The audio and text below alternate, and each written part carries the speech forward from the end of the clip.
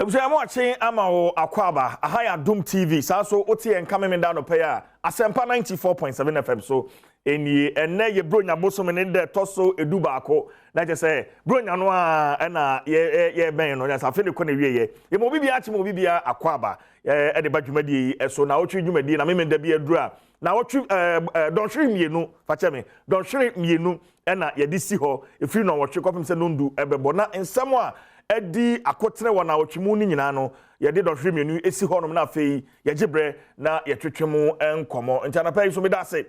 o hwe me ewo wafidie yi eso na otie mi nso so ewo asempa 94.7 FM ye de dwumadi ye de free ye studios 355 Fanofa Street ekokomlimle enkran ha ye de dwumadi ye de ebre wo midin the Chief Jerry Forsen on behalf of my production team and mobibia achemobibia afishiapa afise sebrei na bibia ayeye afi niama aye ne wo ho enso so yegidi se 2022 niama beto to na kwam na afi bibia aye boko ede amayen wanka amen kese kra me da say enti se ena yesi nkonya ensam yenu na yeba bebuobo ho na wotwe ai eye 8th of December na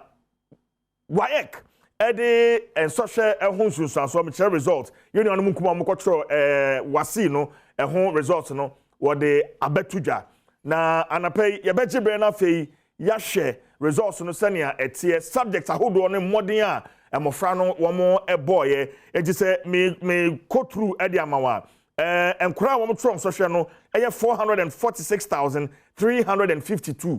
enkura womo trom so hwe no enyina eno no me bana fei me de dodo ma ewo mema ewo mu na fei ya hwe ya ye ne abrofo kasa me frɛ no comparative analysis na ya de atoto ho mfie afie atwamu mfie mienu atwamu mfie miensa atwamu amofra no modern bono na etisen edien na ama modern bono se akosoro a de na ama na akosoro se abafama edien na ama no abafama yehwe subject by subject na fe ya esa analysis no enkoma ntoso mienu efaketa asehye ene proye ho enura omampani His Excellency Nana Addo Dankwa Akufo-Addo ekasa wo National Anti-Corruption Conference SHRAJ ahehye sa adwumadi okasa wase nanie wakasa pa ensemo a waka efa modern a na ban MPP aban womobo e de afa koso ekwatasehye ene proye ehu mekotu November na fe eno so yahwe woman ku a ye kunditi akatasehye ene proye aso nyomampani kana ye nokre ye boye homodin se ye moye homodin a den na se ye edi hyemu ekena womampani raise issues ni ade specific cases are ono efil say na ban yi ba yi we deal with ono ankansa na ban mu nkrofo